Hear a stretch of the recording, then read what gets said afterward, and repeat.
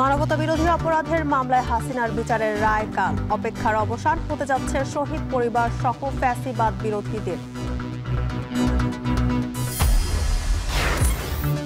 উচ্চ পরিচালনা ব্যয়ের চাপে দেশীয় বেসরকারি এয়ারলাইন্স চলছে টিকে থাকার লড়াই। 2 দশকে 9টি সংস্থা বন্ধ।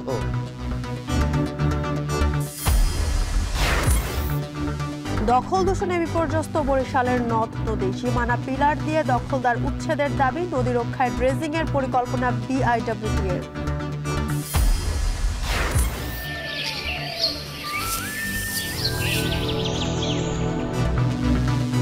ঐতিহ্যবাহী নবান্নের আমেজ কমলেও আছে নতুন ধানের উৎসব।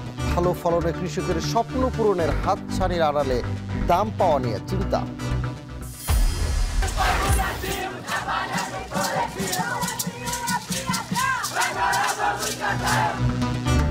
বিশ্ব জলবায়ু সম্মেলনে উপেক্ষিত হওয়ায় ক্ষুব্ধ আদিবাসীরা। সম্মেলনের গেটে সতর্ক পাহারা, পথ হারিয়েছে কপ কর্তৃপক্ষ, অভিযোগ গবেষকদের।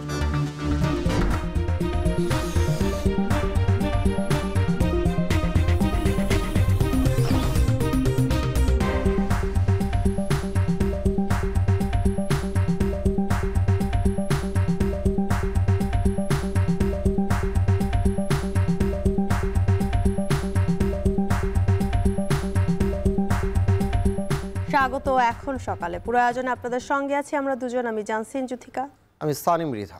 মানবতা বিরোধী অপরাধে অভিযুক্ত ক্ষমতাচ্যুত সাবেক প্রধানমন্ত্রী শেখ হাসিনার মামলার রায় ঘোষণা হবে কাল। জুলাই আগস্টের দমন পীড়নে প্রাণ হারানো মানুষের স্বজন, আহত আর গণ অভ্যুত্থানে অংশ নেওয়া সাধারণ মানুষ সবার দৃষ্টি এখন এই রায়ের দিকে। দীর্ঘ 1 বছরের বেশি সময় ধরে তদন্ত, সাক্ষ্য গ্রহণ আর আইনি লড়াই শেষে এখন অপেক্ষা শুধু আন্তর্জাতিক অপরাধ ট্রাইব্যুনালের চূড়ান্ত সিদ্ধান্তের। বিস্তারিত ইমদাদুল আজাদের প্রতিবেদনে।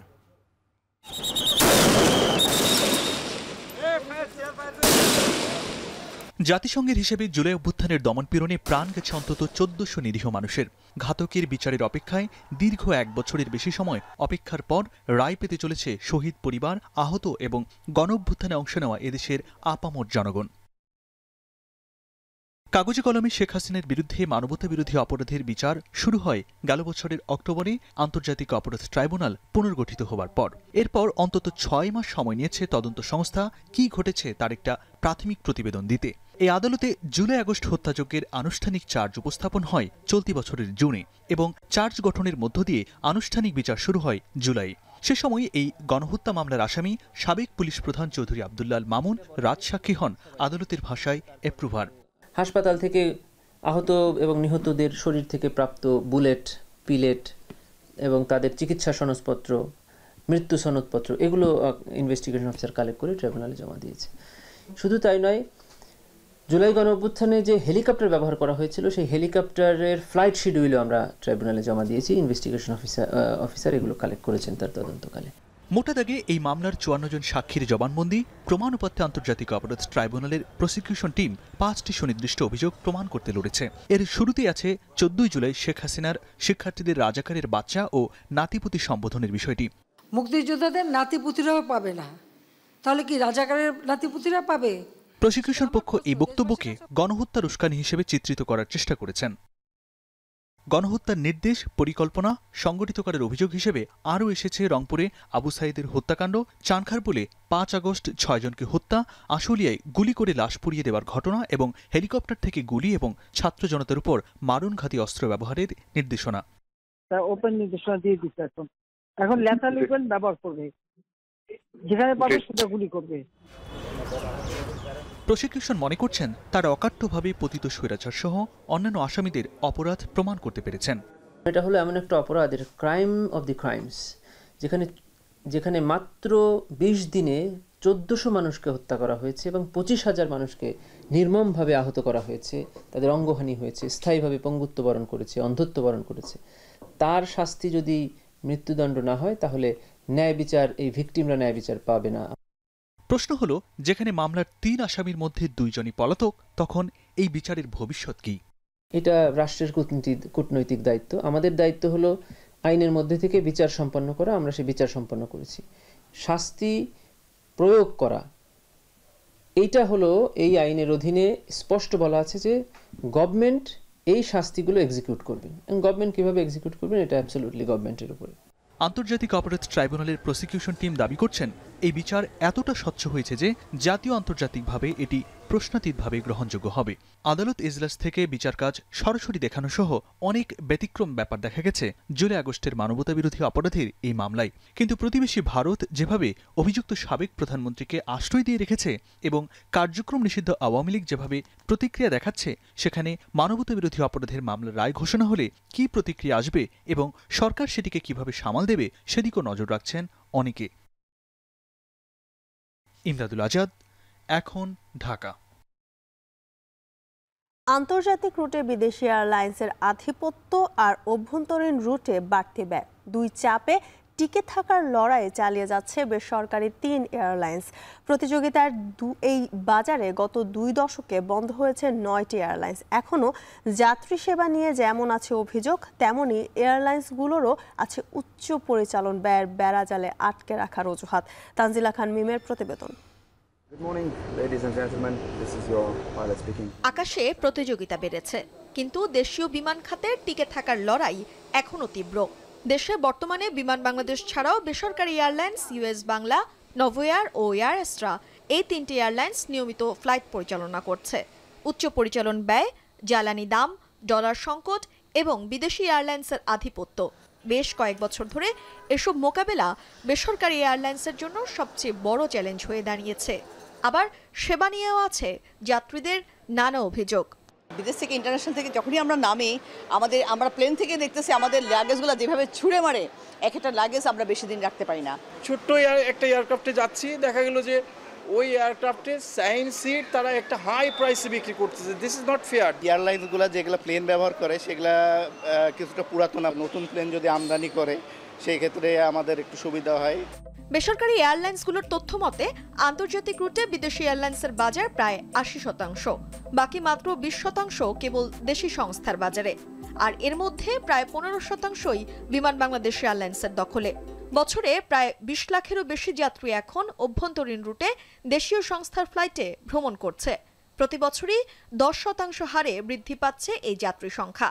বেবিচক বলছে, শাহজালাল আন্তর্জাতিক বিমানবন্দর থেকে প্রতিদিন 4টি দেশীয় এয়ারলাইন্স, অভ্যন্তরীণ রুটে ১১৪টি ফ্লাইট, আন্তর্জাতিক রুটে ৩৬টি এয়ারলাইন্স, ১৪৭টি ফ্লাইট সহ 25টি কার্গো সেবা পরিচালিত হচ্ছে। এছাড়াও বিগত ২৫ বছরে আকাশে ওড়ার অনুমোদন পেয়েছে 12টি এয়ারলাইন্স, যার মধ্যে 9টি এয়ারলাইন্সই এখন বন্ধ হয়ে গেছে। বন্ধ হয়ে যাওয়া 3টি দেশীয় এয়ারলাইন্স ও নভোএয়ার এবং বিমান বাংলাদেশের কাছে জুন ২০২৫ পর্যন্ত অ্যারোনটিক্যাল ও নন অ্যারোনটিক্যাল চার্জ মিলে ৭,০০০ কোটি টাকারও বেশি পাওনা বেবিচকের। কেন এয়ারলাইন্সগুলো লোকসানে? সংশ্লিষ্টরা বলছেন, ভুল পরিকল্পনা, উচ্চ হারের অ্যারোনটিক্যাল চার্জ, জ্বালানি ও রক্ষণাবেক্ষণ খাতে বিপুল অর্থের যোগান না দিতে পেরেই মূলত ব্যবসা গুটিয়ে নিতে হয়েছে। আর যে 3টি এয়ারলাইন্স ফ্লাইট পরিচালনা করছে তারাও রয়েছে ঝুঁকিতে। অ্যারোনটিক্যাল যেসব চার্জগুলো আছে সেই চার্জগুলো আমি বলবো যে পার্শ্ববর্তী যে কোনো দেশের তুলনায় আমি বলবো যে আমাদেরকে বেশি পে করতে হচ্ছে। খরচগুলো যতক্ষণ পর্যন্ত আপনার লজিক্যাল অ্যামাউন্ট নির্ধারিত না হবে ততক্ষণ পর্যন্ত আসলে একটা এয়ারলাইন্সকে সাস্টেন করাটা ইটস ভেরি ডিফিকাল্ট। তবে বিগত বছরগুলোতে জেট ফুয়েলের অতিরিক্ত মূল্য নিয়ে যে অভিযোগ ছিল সেটি সমন্বয় করায় কিছুটা স্বস্তি ফিরলেও টেকসই খাতের জন্য সরকারি সহায়তার দাবি তাদের। যে সংস্থা আমাদের ফ্যাসিলিটেট করার কথা যাতে সিভিল এভিয়েশন গ্রো করে, এয়ারলাইন্স গ্রো করে, সিভিল এভিয়েশন অথরিটি, সেটা হলো বড় প্রতিবন্ধক। নিয়ম কানুনের বেড়াজালে এয়ারলাইনকে গ্রো করতে দিচ্ছে না। তেলের দাম বিশ্বের অন্যান্য যে কোনো জায়গার থেকে বেশি এতদিনও ছিল, এই মে মাস থেকে এটা বিশ্বের সাথে মোটামুটি সামঞ্জস্যমূলক ছিল। উচ্চ পরিচালন ব্যয়ের পাশাপাশি প্রতিযোগিতা এখন কেবল দেশীয় সংস্থার মধ্যেই সীমাবদ্ধ নয়। বিদেশি এয়ারলাইন্সগুলো আধুনিক সেবা ও বৈদেশিক রুট সুবিধা দিয়ে যাত্রী টানছে। ফলে দেশীয় সংস্থাগুলোকে বাজারে টিকে থাকতে আরও কৌশলগত হতে হচ্ছে। একটা ইউরোপিয়ান এয়ারলাইন যেই কস্টে এয়ারক্রাফট লিজ নিতে পারে, বাংলাদেশ থেকে একটা এয়ারলাইন সেই একই এয়ারক্রাফট লিজ নিতে গেলে প্রায় 20 থেকে 30% এক্সট্রা লিজ রেন্ট দিতে হয় due to country risk assessment যেটা তারা করে। প্লাস আমাদের ডলার ভার্সেস টাকার একটা ভালনারেবিলিটি আছে। যাত্রী সংখ্যা প্রবৃদ্ধি নতুন করে দেশীয় এভিয়েশন খাতে আশার আলো দেখালেও এয়ারলাইন্সগুলোর যথাযথ যাত্রী সেবা মানোন্নয়ন না হলে এই পথ থেকে উত্তরণ কঠিন হবে। আকাশে প্রতিযোগিতা যত বাড়ছে, দেশীয় এয়ারলাইন্সগুলোর সামনে টিকে থাকার চাপও ততটাই তীব্র হচ্ছে। এখন প্রশ্ন হলো, বাজারে টিকে থাকার জন্য শুধুমাত্র কি ফ্লাইটের সংখ্যা বাড়ালেই হবে, নাকি প্রয়োজন সঠিক ব্যবস্থাপনা, সময়ানুবর্তিতা এবং যাত্রীদের আস্থা ধরে রাখার এক অবিচ্ছেদ্য লড়াই? বিশ্লেষকরা বলছেন, এই প্রতিযোগিতার বাজারে আকাশে নামলেই ব্যবসা সফল হবে দেশীয় এয়ারলাইন্সগুলোর এমন ধারণা থেকে বেরিয়ে কৌশল, দক্ষতা এবং যাত্রী সেবা মান উন্নয়ন করা, একই সাথে সকল কিছুই নিশ্চিত করতে হবে। তানজিলা খান মিম, এখন, ঢাকা। নদীমাতৃক বাংলাদেশে ভালো নেই বরিশালের নদ নদী। দখল, দূষণ আর চর জেগে ওঠায় বেশিরভাগ নদীর বেহাল অবস্থা। নদী রক্ষায় জরুরি ব্যবস্থা নেওয়ার দাবি এলাকাবাসীর। নদী রক্ষা আন্দোলনের নেতারা বলছেন, নদী বাঁচাতে দূষণ বন্ধে সীমানা পিলার দিয়ে অবৈধ দখলদারদের উচ্ছেদ করতে হবে। এদিকে নদী রক্ষায় ড্রেজিং সহ নানা পরিকল্পনার কথা জানায় বিআইডব্লিউটিএ কর্তৃপক্ষ। আমিরুল ইসলামের তোলা ছবিতে অমিত হাসানের প্রতিবেদন। বরিশালের কীর্তনখোলা নদী, যেখানে একসময় হতো কীর্তনের উৎসব, কিন্তু সেই উৎসব হারিয়ে গিয়ে এখন দখল আর দূষণে আক্রান্ত। নাব্য সংকটে অভিভাবকহীন হয়ে পড়েছে কীর্তনখোলা নদী। শুধু কীর্তনখোলা নয়, বরিশাল জেলার মধ্য দিয়ে বয়ে চলা আড়িয়াল খাঁ, কালিজিরা, সন্ধ্যা, সুগন্ধা সহ বেশ কিছু নদীতে দেখা গেছে এ চিত্র। বর্তমানে যে যার মতো করে ব্যবহার করছে নদী। কেউ নদীর পার সীমানা দখল করে গড়ে তুলছে বিভিন্ন স্থাপনা। তীর দখল করে ইট, বালু, পাথর ও কয়লা বিক্রি করছে অনেকেই। নদীর মাঝখানেই জেগে উঠেছে বিশাল চর। এতে গতি প্রবাহ হারাচ্ছে নদী, ক্ষতিগ্রস্ত হচ্ছে নদীকেন্দ্রিক অর্থনীতি। নদী বাঁচাতে জরুরি ব্যবস্থা নেওয়ার দাবি এলাকাবাসীর। দখল তো হইতে আছে সমানে, যে যেরাম পারে সে সেই রামের নেয়, যার জোর আছে সেই তো নেয়। আগেই ছিল আর কি, ওই লং ছিল, তাছাড়া বোট ছিল, বিভিন্ন রকম বোট, বাদামি নৌকা বিভিন্ন রকম ছিল, এগুলো সব অলরেডি বন্ধ হয়ে গেছে। জায়গার মালিকরা, ব্যবসায়ীরা বিভিন্ন, এরা তো ওই জমি চর ভরাট করে তারপরে ব্যবসা বাড়াইতেছে, নদী বাড়িঘর করতেছে, এগুলো সংস্কার করা দরকার। বরিশাল ও ঝালকাঠি জেলার সীমান্ত রেখা হিসেবে পরিচিত এই কালিজিরা নদীটি, একসময় এই নদী থেকে পণ্যবাহী বড় বড় জাহাজ চলাচল করলেও এখন সে চিত্র পাল্টেছে। দখল, দূষণ আর নাব্যতা সংকটের কারণে এই একই অবস্থা বরিশালের বেশিরভাগ নদ নদীগুলোর। দ্রুত সময়ের মধ্যে এ বিষয়ে জরুরি পদক্ষেপ না নিলে ভবিষ্যতে নদীগুলো অস্তিত্ব হারাবে বলে মনে করছেন পরিবেশবিদরা। নদী রক্ষা আন্দোলনের নেতারা বলছেন, 2021 সালে সরকারিভাবে কীর্তনখোলা নদী তীরের প্রায় 4192 জন অবৈধ দখলদারদের খসড়া তালিকা তৈরি হলেও নেওয়া হয়নি কোনো ব্যবস্থা। এছাড়া নগরবাসী ও কলকারখানার বর্জ্য দূষিত করছে নদীকে।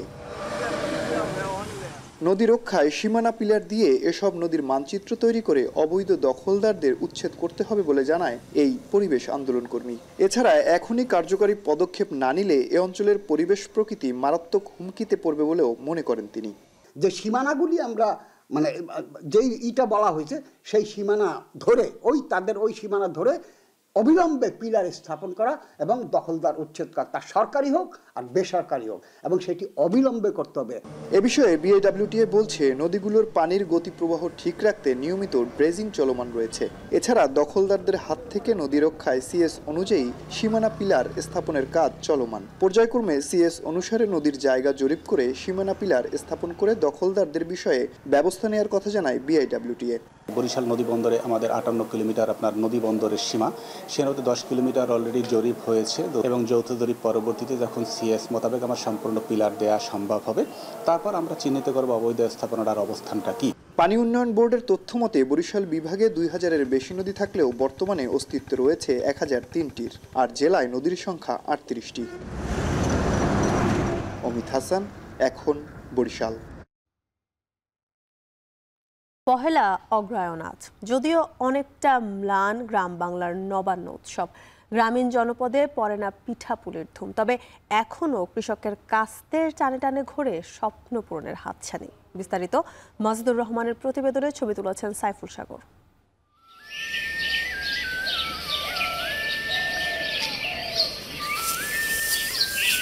ভোরের শিশির মারিয়ে খেতে কৃষক, সারি বেঁধে ব্যস্ত পাকা ধান কাটায়। ঋণ দেনা শোধ সংসারে সমৃদ্ধির হাতছানি। নতুন ধানের আটায় আয়োজন পিঠাপুলির। কৃষকের কাছ থেকে টানে টানে যেন সেই স্বপ্ন বননের গল্প।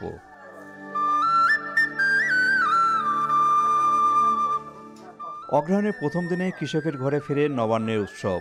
নবান্নের এই সুখ সমৃদ্ধি আবহমান গ্রাম বাংলারই প্রতিচ্ছবি। যদিও আধুনিক প্রজন্মের কাছে অনেকটা ব্যঞ্জনা হারিয়েছে এই নবান্ন। ক্ষীর, পোলা, অনেক কিছু তো আর হতো। যেমন ঝিলিয়া আসিত, ওই তোমার মুগরি হাঁস জবা করিত, তা বাদে তোমার মোষের গোস্ত লিয়ে আসছিল, লিয়ে আসে অনেক কিছু আনন্দ করা হচ্ছে। কিন্তু এখন অতখানি হয় না, খুব কম। আগের মতো লবণ উৎসব যেরকম হতো এখন ওইরকম আর হয় না, তবে আছে গ্রাম অঞ্চলে হয়, তা আগের মতো আর না। ধান কাটা মারা, খেয়াল সুগন, খেয়াল ধান সিদ্ধ, মেলা কাজ থাকে এখন সবারই কাজ, আমাকে বসতে পার না। যার ধান চাউল আছে, যার আছে তারা করে, যার নাই তারা কাজ করে মেনছে ভাই। আধুনিকতার ছোঁয়ায় কৃষিও এখন বেশ সমৃদ্ধ। বছরে প্রায় সব সময় মাঠে তুলে সোনালী ধান। চলে উৎপাদন, সংরক্ষণ ও বেচা বিক্রির যজ্ঞ। এ অবস্থায় অগ্রহায়ণের আগমনে আলাদা করে মনে রাখে কজন? নবান্নও তাই পায় না বাড়তি ব্যঞ্জনা। অনেকে খোঁজও রাখে না বাংলার মাসের নাম তারিখ। নবান্ন উৎসব হারিয়ে যাচ্ছে বলতে আমি আমার চোখে কোনো সময় নবান্ন উৎসব সেইভাবে জাঁকজমকভাবে উদযাপন করা দেখিনি। আধুনিকতার যুগে নবান্ন এক্সপিরিয়েন্স করাটা আসলে অনেকটাই কঠিন হয়ে গেছে, কারণ আমরা যেহেতু শহরে বসবাস করি, সেজন্য নবান্ন আমরা সেভাবে এক্সপিরিয়েন্স করতে পারি না। যদিও শহরের সংস্কৃতিতে পিঠার কদর ভিন্ন আঙ্গিকে টিকে আছে। বছরের সব সময়ে শহরে ফুটপাত কিংবা দোকানে মিলে নানা রং ঢঙের পিঠাপুলি। ভিন্ন আয়োজনে চলে নবান্নের উৎসবও। বর্তমানে সেই সংস্কৃতি অনেকটা বিলুপ্তপ্রায় এই জন্যেই গ্রামের অনেক মানুষই আজকে শহরে চলে আসছে, এই একটা বিষয়। আর একটা বিষয় হলো গ্রামে শুধু একটি ফসল আর নেই, আধুনিক যুগে শুধু আমন ধান নয়, নানা ধরনের ফসল এখন উৎপাদন হচ্ছে। শহরের মানুষও কিন্তু সেটার আমেজ কিছুটা উপভোগ করছে। শহরেও আজকে দেখবেন পিঠা, পুলি, পায়েস ইত্যাদি একদম ফুটপাত থেকে শুরু করে অভিজাত জায়গা পর্যন্ত বিক্রি হচ্ছে। অগ্রহায়ণে ধান কাটা মারার পর গ্রামের যে নবান্ন উৎসব তা এখনও বিদ্যমান, তবে আগের মতো সে জাঁকজমক আর নেই। কৃষকের কাছে নবান্ন মানে একটি দিন নয়, গ্রামীণ ঐতিহ্য, স্মৃতি এবং সুখ দুঃখ ভাগাভাগির গল্প। বগুড়া থেকে মাজিদুর রহমান, এখন। চলছে আমন মৌসুম, তাই পাকা ধান কাটতে ব্যস্ত সময় পার করছেন যশোর সহ দক্ষিণ পশ্চিমাঞ্চলের কৃষকরা। আবহাওয়া অনুকূলে থাকায় এবছর আমনের ফলন ভালো হয়েছে, তবে ফসলের দাম নিয়ে চিন্তায় তারা। এবছর প্রায় ২,৬২৭ কোটি টাকার ধান বিক্রির লক্ষ্যমাত্রা কৃষকদের। রিপন হোসেনের তথ্য, ইনামুল হকের ছবি নিয়ে প্রতিবেদন।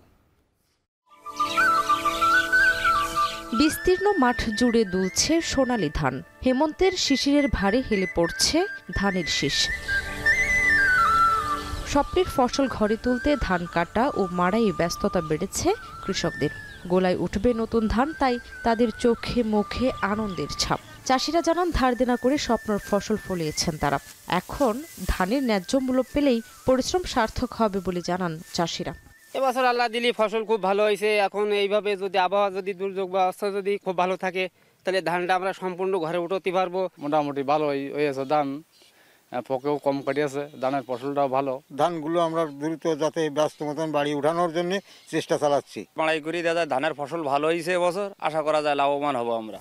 যশোর সদর উপজেলার ঘুরুলিয়া গ্রামের এজাহার আলী এবছর ৪ বিঘা জমিতে আমন আবাদ করেছেন। তাতে খরচ হচ্ছে ৬০,০০০ টাকা, তবে লাভ হতে পারে ১ লাখ টাকা, আশা এজাহার আলীর।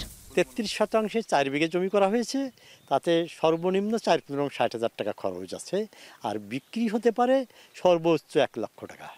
তবে অনেক কৃষকের অভিযোগ, এবছর সার, কীটনাশক ও শ্রমিকের মজুরি বেশি হওয়ায় ধানের ন্যায্য মূল্য পাওয়া নিয়ে শঙ্কায় তারা।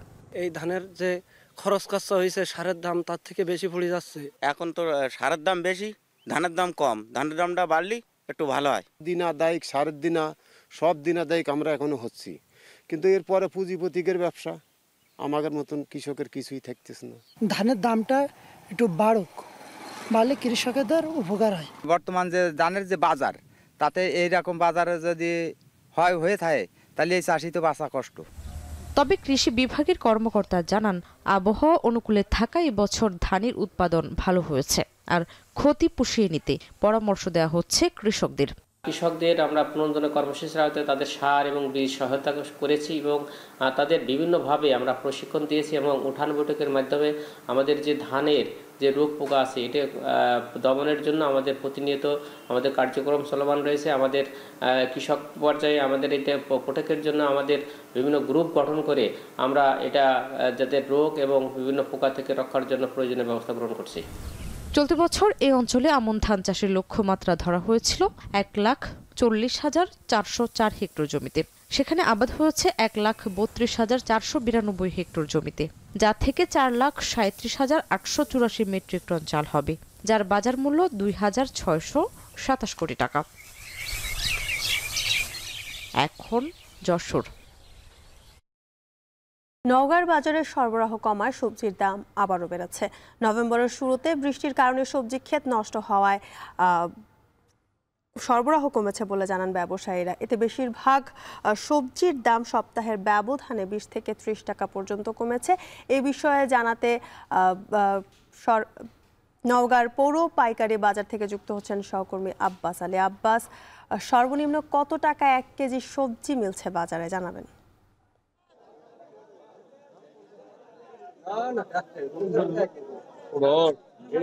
যেটিকে আপনাকে জানিয়ে রাখি যে আবার সবজির বাজার অস্থিরতা শুরু করেছে। এর কারণটা হচ্ছে গত এক সপ্তাহের ব্যবধানে সবজির সরবরাহ কমে আসার কারণে বলা যায় যে প্রতি কেজিতে 20 থেকে 30 টাকা পর্যন্ত বেড়েছে। অর্থাৎ বলা যায় যে সিম, মূলা, বেগুন, মরিচ সব বেশ কিছু সবজির দাম বেড়েছে, আবার কিছু সবজির দাম আগের মতো রয়েছে। সবচেয়ে বেশি দাম যে সবজিগুলো রয়েছে সেগুলোর কথা যদি বলি যে সিম 70 টাকা ছিল, তা এখন 100 টাকা পর্যন্ত বিক্রি হচ্ছে। করলা 20 টাকা বেড়ে বিক্রি হচ্ছে 70 টাকা পর্যন্ত, এবং ফুলকপি 10 টাকা বেড়ে প্রতি কেজি বিক্রি হচ্ছে 60 টাকা, এবং বেগুন বলা যায় যে 15 থেকে 20 টাকা বেড়ে এখন বিক্রি হচ্ছে 80 টাকা পর্যন্ত। এবং বাজারে নতুন পেঁয়াজ এসেছে, বলা যায় যে পাকা পেঁয়াজ বিক্রি হচ্ছে 60 টাকা কেজি হিসেবে, এবং পটল কেজিতে 20 টাকা বেড়ে বিক্রি হচ্ছে 60 টাকা পর্যন্ত। তবে পেঁপের দাম আগের মতোই রয়েছে, বিক্রি হচ্ছে 20 থেকে 25 টাকা কেজি, এবং মিষ্টি কুমড়াও আগের দাম রয়েছে 40 টাকা কেজি বিক্রি হচ্ছে। তবে ধনা পাতার দামও আবার বেড়েছে, কেজিতে 15 টাকা বেড়ে এখন বিক্রি হচ্ছে 80 থেকে 90 টাকা পর্যন্ত। এবং মরিচ বলা যায় যে সপ্তাহের ব্যবধানে প্রায় 35 টাকা বেড়ে বিক্রি হচ্ছে 120 টাকা কেজি। লাইয়ের দাম আগের মতো রয়েছে, প্রতি কেজি বিক্রি হচ্ছে 20 থেকে 25 এবং 30 টাকা পিসও বিক্রি হতে আমরা দেখেছি। এবং শাক, সবুজ শাক, লাল শাক রয়েছে, সেগুলো বিক্রি হচ্ছে আগের দামে 25 থেকে 30 টাকা কেজি বিক্রি হচ্ছে। সবজির দাম বেড়ে যাওয়ার কারণ হিসেবে কৃষকরা বলছেন যে নভেম্বর মাসের শুরুর দিকে প্রচুর বৃষ্টি হয়েছে। বৃষ্টির কারণে সবজির ক্ষেতগুলোতে পানি জমে যাওয়ার কারণে অনেক ক্ষেত নষ্ট হয়ে গেছে। এই কারণে সবজির উৎপাদন যেমন কমছে, আর উৎপাদন কম হওয়ার কারণে হাট বাজারগুলোতে সরবরাহ কিছুটা কমে গেছে। আর এই কমে আসার কারণে বলা যায় যে সব ধরনের সবজির দাম বেড়েছে। তবে শীতকালীন সবজির পরিমাণ কমে গেছে, তবে আগামী প্রায় 1 মাস পর আবারও সরবরাহ বাড়বে বলে জানিয়েছেন কৃষকরা। আর সবজির দাম বেড়ে যাওয়ার কারণে বলা যায় যে সবজির বাজারে বেশ এখন অস্থিরতা বিরাজ করছে। কৃষকদের সঙ্গে কথা বলেছি, তারা জানিয়েছেন যে সবজিকে রক্ষা করার জন্য তারা বিভিন্ন ধরনের কীটনাশক স্প্রে করছেন। আর আমার কাছে এই ছিল সবজির দর দাম নিয়ে সবশেষ। নওগাঁ থেকে সবজি বাজারের খবর জানাচ্ছিলেন সহকর্মী আব্বাস আলী। মেহেরপুরে জেঁকে বসতে শুরু করেছে শীত, তাপমাত্রাও হচ্ছে নিম্নমুখী। ভোরের মাঝে মধ্যেই অতিরিক্ত কুয়াশার দেখা মিলছে, বাড়ছে আবহাওয়া জনিত রোগের প্রভাব। মেহেরপুর থেকে নিয়ে শীতের বিস্তারিত জানাতে যুক্ত হচ্ছেন সহকর্মী মুজাহিদ আল মুন্না। মুন্না, জানাবেন যে ভোরের কুয়াশায় যান চলাচল বিঘ্নিত হচ্ছে কিনা?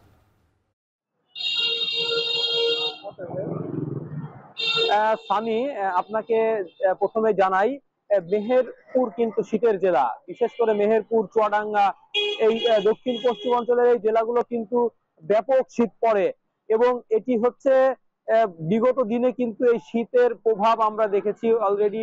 এর আগে মেহেরপুরে কিন্তু সর্বনিম্ন তাপমাত্রা 5 ডিগ্রিতেও এসে ঠেকেছে, যেটি চলিত মৌসুমেও কিন্তু তাপমাত্রা নিম্নমুখী হচ্ছে। অর্থাৎ আমরা গত এক সপ্তাহ ধরেই কিন্তু দেখতে পাচ্ছি তাপমাত্রা 14 বা 15 মধ্যে কিন্তু সীমাবদ্ধ থাকছে সর্বনিম্ন তাপমাত্রা, যেটি গত 2-3 সপ্তাহ আগেও কিন্তু 20-এর উপরে ছিল, যেটি এখন কিন্তু 14-তে এসে ঠেকেছে। এবং আমরা ধারণা করছি বা মেহেরপুর জেলা আবহাওয়া অফিস ধারণা করছে আগামী কয়েক সপ্তাহের মধ্যে এই তাপমাত্রা কিন্তু আবারও 10-এর নিচে চলে আসার সম্ভাবনা রয়েছে। তো আমি এই শীতের প্রভাবে কিন্তু এর পাশাপাশি আমরা কিন্তু কুয়াশারও দাপট দেখতে পাচ্ছি, বিশেষ করে ভোরের দিকে গ্রাম অঞ্চলগুলোতে বেশি কুয়াশার দাপট থাকছে। শহরেও কিন্তু ব্যাপক কুয়াশা আমরা দেখতে পাচ্ছি মাঝে মধ্যেই ভোরের দিকে।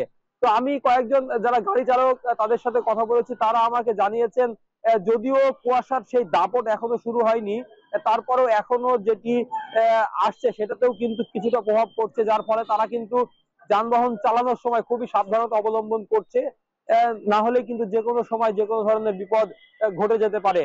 এর বাইরে আমরা যারা রিক্সা চালক, ভ্যান চালক বা ইজি বাইক চালক তাদের সাথে কথা বলেছি, তারা আমাকে জানিয়েছেন যে এই যে শীতের যে আগমনী বার্তা তারা কিন্তু বেশ টের পাচ্ছে। বিশেষ করে সকালের যে শীতল হাওয়া বা উত্তরের হিমেল হাওয়ায় তারা কিন্তু বেশ জীবুথুবু অবস্থার মধ্যে পড়ে যায়, যার ফলে তারা কিন্তু রিক্সা চালানো বা ভ্যান চালানো তারা কিন্তু অনেকটাই কঠিন হয়ে যায়, বা ইজি বাইক চালানো বেশ অনেকটাই কঠিন হয়ে যায়। এর বাইরে আমি আরেকটা বিষয় জানিয়ে রাখি, এই যে আবহাওয়া পরিবর্তনের ফলে কিন্তু আবহাওয়া জনিত যে সমস্ত রোগগুলো, বিশেষ করে জ্বর, ঠান্ডা, নিউমোনিয়া এর প্রভাব কিন্তু বাড়ছে, যার ফলে মেহেরপুর জেনারেল হাসপাতাল সহ আশেপাশে যে সমস্ত ক্লিনিক গুলো রয়েছে সেখানে কিন্তু রোগীর চাপ বাড়ছে, আবহাওয়া জনিত রোগীর চাপ বাড়ছে। তাই বাড়ির বয়োজ্যেষ্ঠ এবং শিশুদেরকে সাবধানে থাকার পরামর্শ দিচ্ছে চিকিৎসকরা।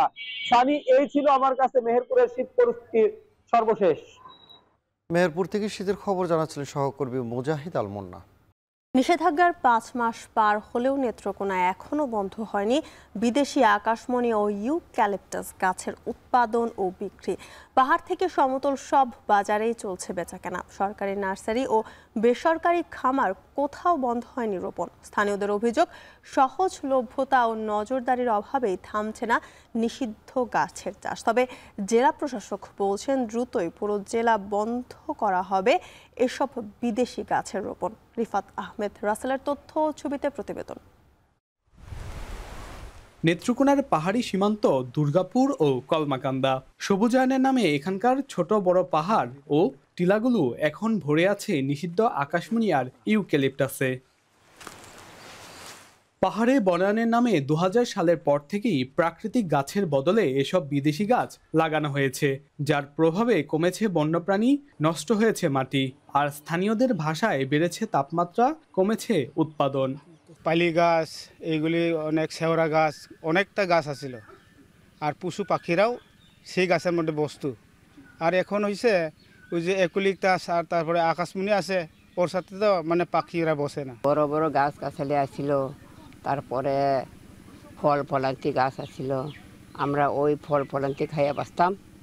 এখন তো ওই গাছগুলো নাই। এই যে নার্সারি গাছ করাতে মানুষের ফল ফলান্তি কমে গেছে। আমাদের এখানে দেখা যাচ্ছে ফলের কোনো গাছ নেই, ফলের গাছ নেই, তারপর ওষুধি গাছও নেই। আমি বলছি, বারবার বলছি, ওরা কইছে ভাই কি করবাম, গরিব মানুষ কইরা বসে আর কয়েকটা আছে, আমরা বেঁচে শেষ করে দিই, আর জীবনে আমরা করবো না এগুলো। পাবলিকে যে এটা করছে এটাও ব্যান করে দিছে, পাবলিকও ব্যান করে দিছে, এটা বিক্রি করবে না। মোহাম্মদ নবী হোসেন দুর্গাপুর চকলিঙ্গুরা গ্রামের সরকারি এক ঊর্ধ্বতন কর্মকর্তার বাগানের পরিচর্যা করেন তিনি। বাগানে রোপণ করেছেন 265টি গাছ, যার বেশিরভাগই আকাশমণি ও ইউক্যালিপটাস। নিষেধাজ্ঞার পরেও কেন একজন সরকারি কর্মকর্তা নিষিদ্ধ গাছের রোপণ করেছেন, এর উত্তর নেই কেয়ারটেকারের কাছে। ইউক্যালিপটার গাছ আছে মাত্র 2টা, ইউক্যালিপটার নাই, ইউক্যালিপটার লাগানো নিষিদ্ধ বলে পরে ইউক্যালিপটার লাগাই না, পরে আকাশি লাগাইছি আর মেয়াগুনি লাগাইছি।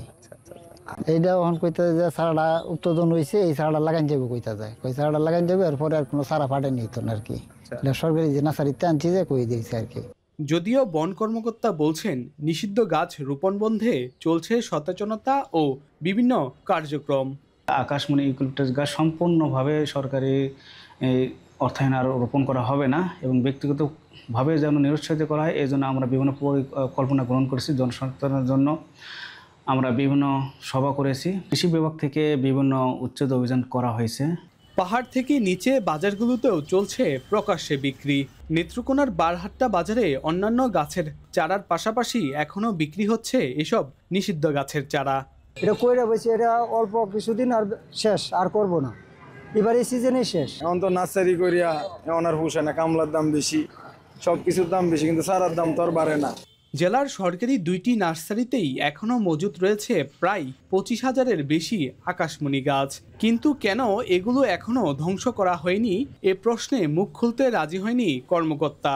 তবে পরিবেশবিদরা বলছেন, এসব বিদেশি গাছ রোপণ বন্ধ করা না গেলে তা মাটি ও পানিকে আরও দূষিত করবে।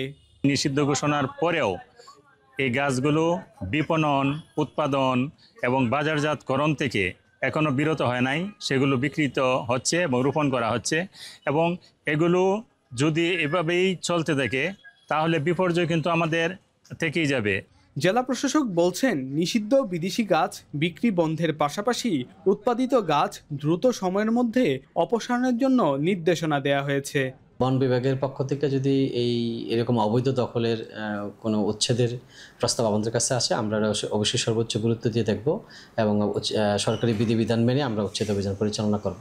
পরিবেশ ও বন মন্ত্রণালয় থেকে সাম্প্রতিক একটা প্রজ্ঞাপন দিয়ে এই গাছগুলোকে নিষিদ্ধ করা হয়েছে এবং বলা হয়েছে যেখানে যেখানে এই গাছ, এই 2টি বৃক্ষ আছে, এই 2টি বৃক্ষই পরিবেশের জন্য ক্ষতিকর, এগুলোকে যত দ্রুত সম্ভব অপসারণের জন্য।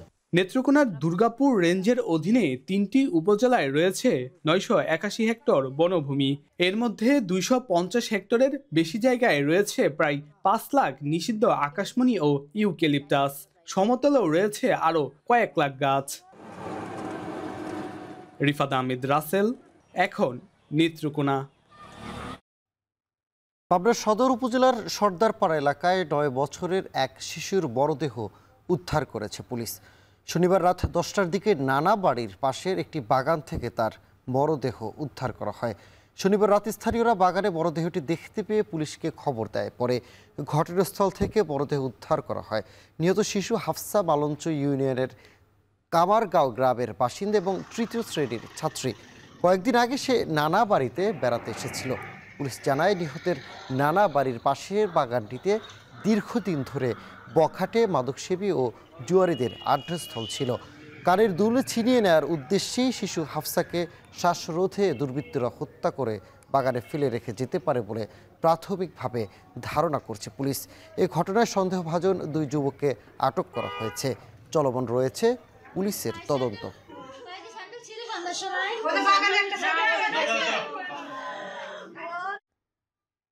টাঙ্গাইলের মধুপুর একটি যাত্রীবাহী বাসের চাপায় এক মোটরসাইকেল চালক নিহত হয়েছেন।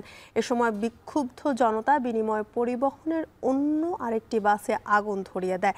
শনিবার সন্ধ্যায় উপজেলার গোলাবাড়ি নামক স্থানে দুর্ঘটনা ঘটে। সময় ওই সড়কে যান চলাচল বন্ধ হয়ে যায়। তাৎক্ষণিকভাবে নিহত মোটরসাইকেল চালকের পরিচয় পাওয়া যায়নি। পুলিশ জানায়, ধনবাড়ি থেকে ঢাকাগামী একটি যাত্রীবাহী বাস মধুপুরের গোলাবাড়ি নামক স্থানে মোটরসাইকেলটিকে চাপা দেয়। এতে ঘটনাস্থলে মোটরসাইকেলের চালক নিহত হন। পরে স্থানীয় জনতা টাঙ্গাইল ময়মনসিংহ সড়ক অবরোধ বিক্ষোভ শুরু করে। এ সময় বিক্ষুব্ধ জনতা ধনবাড়িগামী একই পরিবহনের অন্য একটি বাসে আগুন ধরিয়ে দেয়। এতে বাসটি সম্পূর্ণ পুড়ে যায়। পরে খবর পেয়ে মধুপুর ফায়ার সার্ভিসের সদস্যরা আগুন নিয়ন্ত্রণে আনে।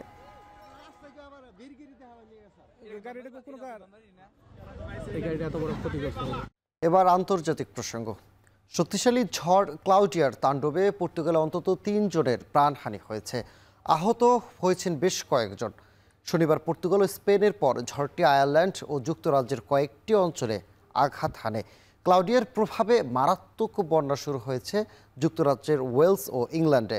চলছে উদ্ধার অভিযান। শনিবার দিন জুড়ে ওয়েলস ও ইংল্যান্ডের রেল পরিষেবা ব্যাহত হয়েছে। বাতিল করা হয়েছে কয়েকটি ট্রেনের সময়সূচিও।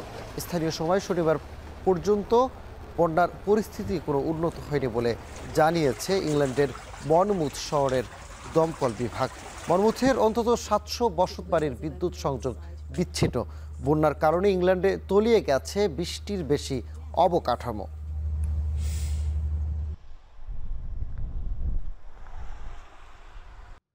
ব্রাজিলের বেলেমে চলছে 30তম বিশ্ব জলবায়ু সম্মেলন, যেখানে অংশ নিচ্ছেন 194 দেশের প্রতিনিধিরা।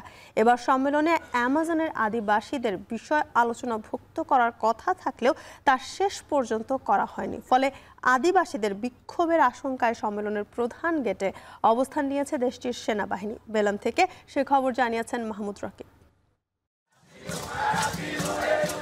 মাথায় অ্যামাজনের জীব জন্তুর পালক দিয়ে তৈরি বিশেষ মুকুট আর গায়ে ভিন্ন ধরনের পোশাক, হাতে দ্রোহের প্ল্যাকার্ড আর মুখে ধরিত্রী রক্ষার বিপ্লবী সুরের স্লোগান।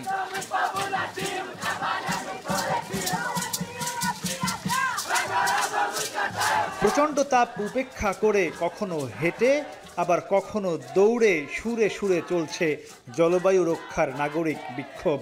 নারী, পুরুষ, যুবক, বৃদ্ধ নির্বিশেষে পরিবেশের ন্যায্যতা বুঝে নিতে এ আয়োজন।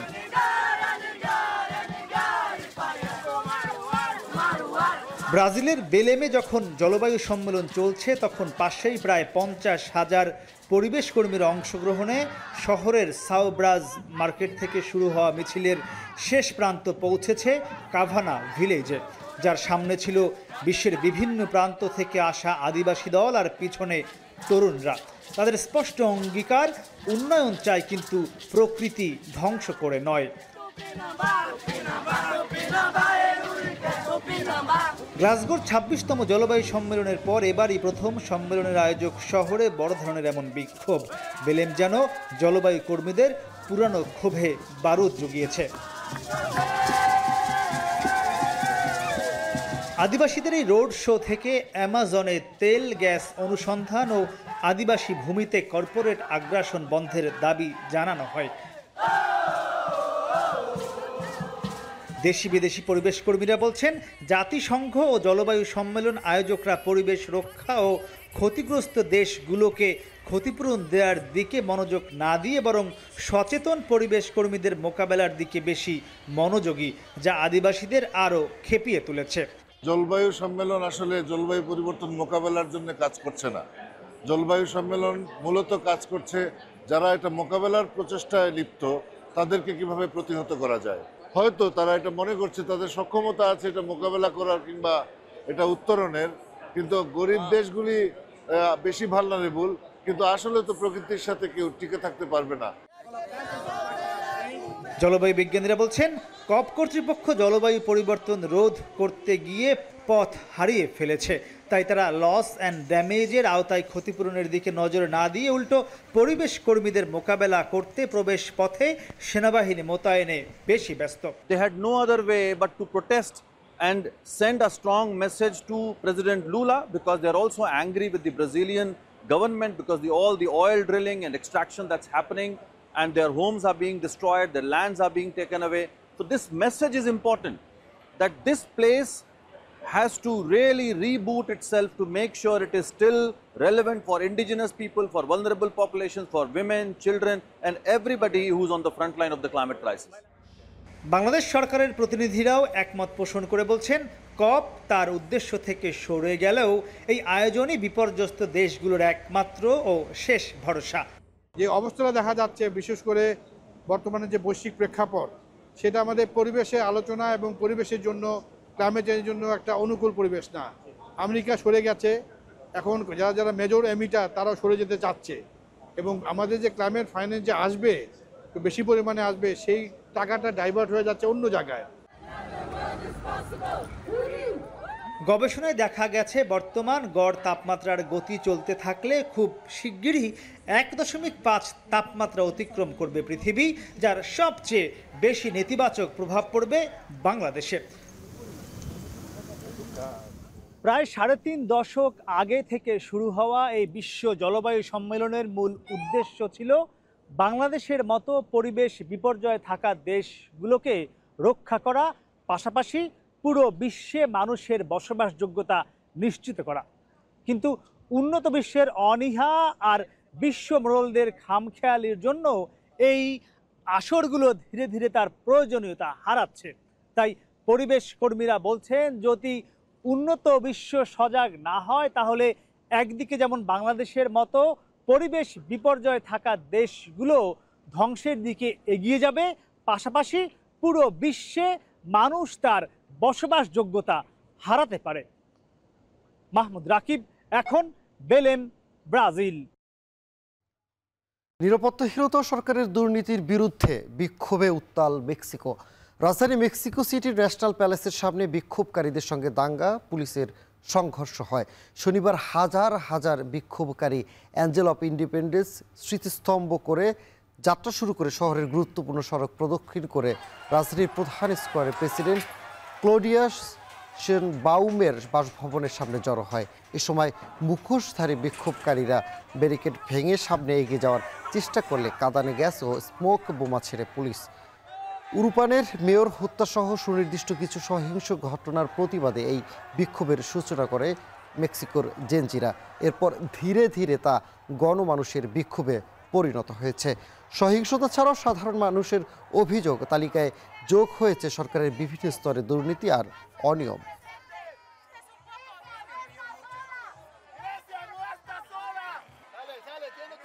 এবার খেলার প্রসঙ্গ।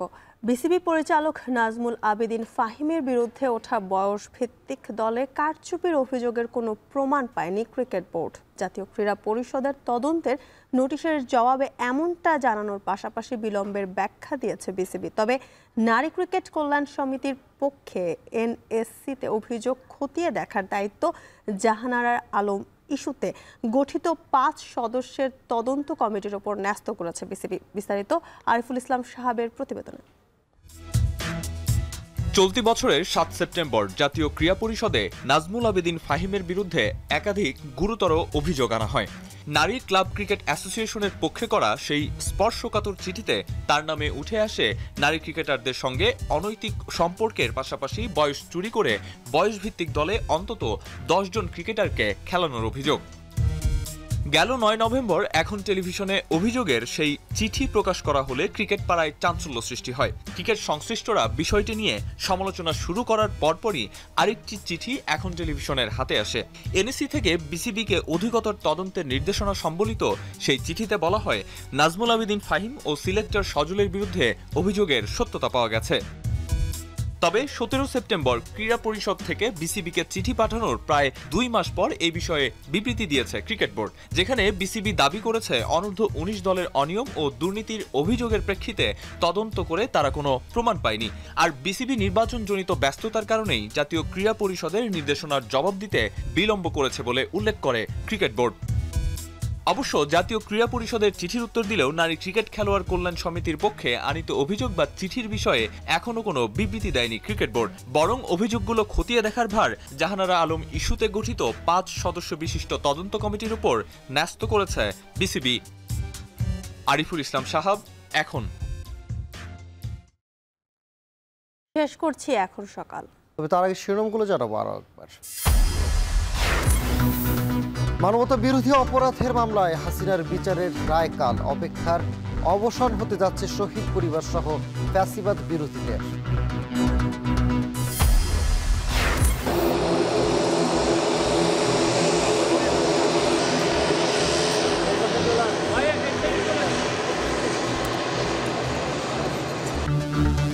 উচ্চ পরিচালন ব্যয়ের চাপে দেশীয় বেসরকারি এয়ারলাইন্স চলছে টিকে থাকার লড়াই। 2 দশকে 9টি সংস্থা বন্ধ।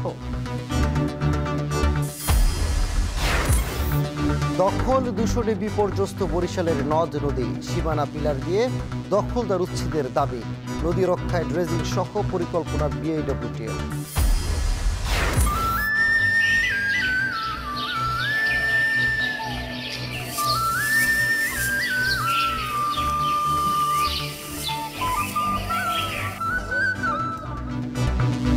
ঐতিহ্যবাহী নবান্নের আমেজ কমলেও আছে নতুন ধানের উৎসব। ভালো ফলনে কৃষকের স্বপ্ন পূরণের হাতছানির আড়ালে দাম পাওয়া নিয়ে চিন্তা।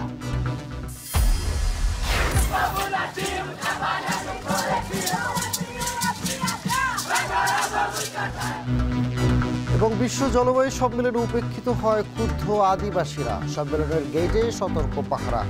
পথ হারিয়েছে কপ কর্তৃপক্ষ, অভিযোগ গবেষকদের।